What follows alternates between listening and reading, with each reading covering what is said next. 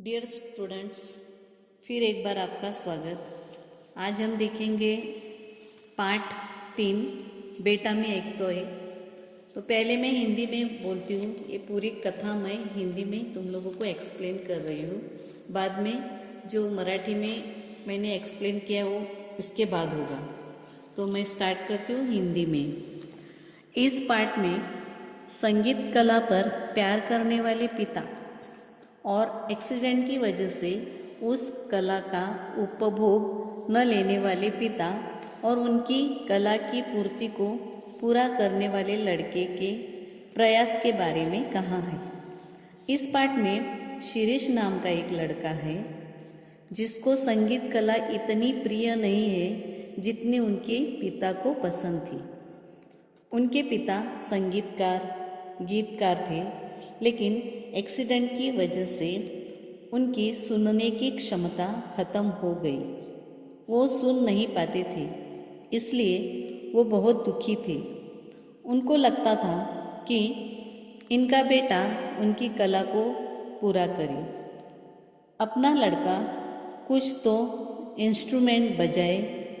शिरीष को इतना शौक नहीं था, फिर भी अपने पिता की इच्छा को पूरी करने के लिए वह सर जी पी जनार्दन के पास जाते हैं। सर जनार्दन कहते हैं कि मेरे स्कूल का मैंने एक संगीत का कार्यक्रम रखा था। उस कार्यक्रम को 6 महीने बचे थे, तब ये लड़का मेरे पास आया। वो लड़के की जिद थी कि उसके साथ उनके पिता भी रोज आएंगे। लेखक ने परमिशन देने पर पिता और पुत्र रोज आने लगे। उनके पिता सिर्फ देखते थे, कुछ बोलते नहीं थे। लेखक कहते हैं कि इनके पास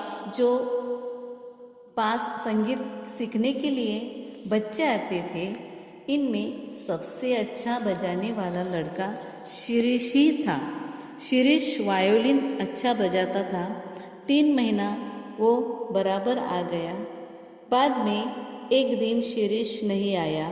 लेखक को लगा ऐसे ही नहीं आया होगा, कल आएगा। लेकिन 15 दिन तक शिरीष आया नहीं। लेखक को गुस्सा आया और इन्होंने सोचा शिरीष का नाम कार्यक्रम से निकाल दूंगा।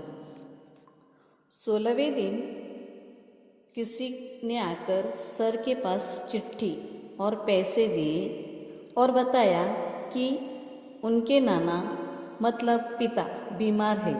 लेखक ने सोचा कि पिता के बीमार हुआ तो क्या हुआ, शिरीष को आने में क्या तकलीफ है, और अब मैं शिरीष को इस कार्यक्रम को नहीं ले लूँगा, ऐसा तय किया। लेकिन जिस दिन कार्यक्रम था, लेखक को शिरीष की बहुत याद आ रही थी। शिरीष के लिए लेखक बहुत बेचैन थे और अचानक शिरीष आ भी गया और रोने लगा। शिरीष ने अपने पिता के गुजर जाने की खबर सुनाई। लेखक को भी बहुत बुरा लगा। बाद में शिरीष बोला कि आज का कार्यक्रम करने दो मुझे, बाद में आप फिर कभी मुझे वायोलिन बजाने नहीं दोगे तो भी चलेगा, लेकिन आज का कार्यक्रम मुझे दे दो, ना मत बोलो। लेकिन लेखक शिरीष को कार्यक्रम नहीं देना चाहते थे, क्योंकि वो बहुत दिनों से उनके स्कूल में नहीं आए थे, पढ़ने के लिए नहीं आए थे। इसलिए लेखक को डर था तो वो बराबर से बजाएगा या नहीं बजाएगा, अपने स्कूल का नाम खराब करेगा। लेकिन शिरीष दिन भर प्रैक्टिस कर रहा था और उनको कॉन्फिडेंस था कि वो अच्छा बजाएगा, इसलिए वो सर के पास जिद कर रहा था। उसके जिद को पूरा करने के लिए सर ने उसे परमिशन दी। कार्यक्रम शुरू हुआ और जो फुटलाइट के प्रकाश से उसके आंखों पर आ गई तो उसको थोड़ा तकलीफ हुआ। लोगों को देखकर वो थोड़ा डर गया। फिर उसने अपनी आंखें बंद की और अपने पिता को स्मरण किया, याद किया और फिर बजाना शुरुआत की। शिरीष ने बहुत ही अच्छा बजाया। लोग खुश हो गए। शिरीष ने बताया कि बजाते समय उनके पिता उनको हर जगह दिखने लगे थे। तबला भी उनका पिता ही बजा रहा है, तंबोरा भी पिता ही बजा रहे। हर जगह पे उनको पिता नज़र आ रहे थे और पिता उनके बाजू में बैठे ऐसा उनको लग रहा था और उनको बोल रहे थे कि बेटा मैं सुन रहा हूँ। तर मुलांनो, आज आपण पार्ट 3 बेटा मी ऐकतो आहे. मी हिंदीमध्ये एक्सप्लेन केलंच आहे, पण परंतु मराठीमध्ये सुद्धा परत एकदा मी तुमच्यासाठी एक्सप्लेन करते. याचे लेखक आहेत व काळे. यांचं पूर्ण नाव वसंत पुरुषोत्तम काळे. त्यांचा कार्यकाल आहे 1932 ते 2001. ते उत्तम कथालेखक, निबंधकार, नाटककार, कादंबरीकार आहेत. लोंबकळणारी माणसं, पण माझ्या हाताने, पेन सलामतो, ब्रह्मदेवाचा काळ, गुलमोहर, कर्मचारी, कार्य भुललासे, ऐक सखे, वन फॉर द रोड, माया बाजार, स्वर, संवादिनी, वलय इत्यादी त्यांचे कथासंग्रह प्रसिद्ध आहेत.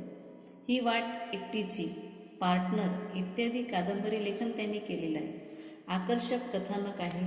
ओघवती निवेदन शैली आणि चटपटीत संवाद यामुळे त्यांच्या कथा वाचकप्रिय आहेत.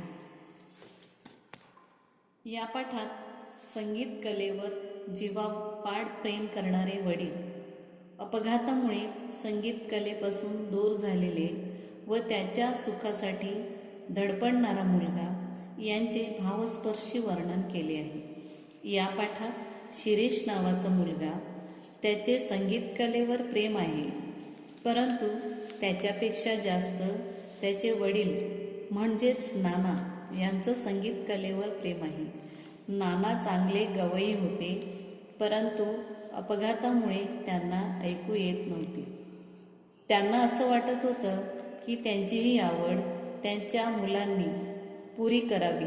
शिरीषने काहीतरी वाद्य शिकावं आणि वडिलांना आनंद करावा असं शिरीष मनोमनी विचार करत होता आणि म्हणून त्याने विचार केला की फिडल वादन आपण वाजवूया. फिडल वादन म्हणजेच वायोलिन. तो शिकायला सरांकडे जाऊ लागला. शिरीष सरांना म्हणाला की मी रोज माझ्या बाबांना सुद्धा घेऊन येईन. लेखकाने त्यांना महिना 50 रुपये फी सांगितली. शिरीषने ती मान्य केली. शिरीष व नाना रोज येऊ लागले. लेखकाकडे जी शिकण्यासाठी मुले येत होती त्या सर्व मुलात शिरीष चांगला वाजवत होता. म्हणून 6 महिन्यांनी जो शाळेचा कार्यक्रम होणार होता त्यात लेखकाने शिरीषचे नाव टाकले. 3 महिने रोज शिरीष आला आणि अचानक एक दिवस शिरीष आला नाही. लेखकाला वाटले असाच आला नसेल, उद्या येईल. परंतु सलग 15 दिवस शिरीष आला नाही. त्यामुळे लेखकाला शिरीषचा राग आला.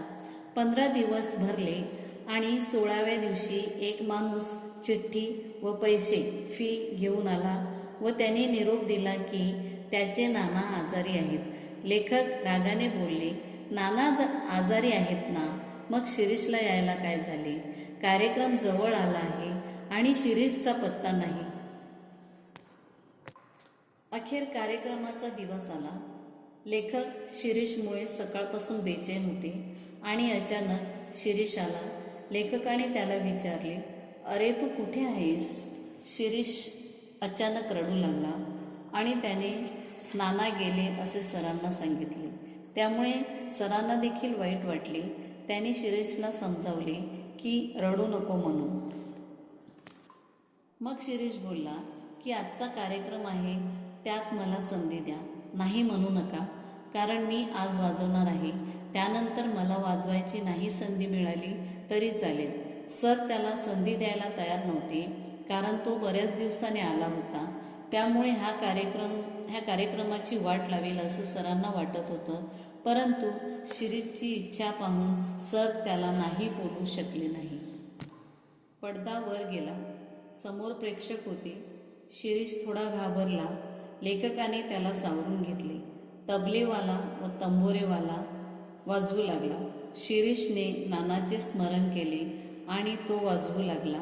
खूप छान वाजवले. शिरीषला असं वाटत होतं की नाना त्याच्या बाजूला बसले आहेत. तबला नाना वाजवत आहेत. तंबोऱ्यावरून बोटं नानांची फिरत आहेत. सगळीकडे नानाच त्याला दिसू लागले आणि नाना त्याला सांगत होते की बेटा, जिवंतपणी तू काय वाजवले ते मी ऐकले नाही, परंतु बेटा आता तू वाजव, मी ऐकतो आहे.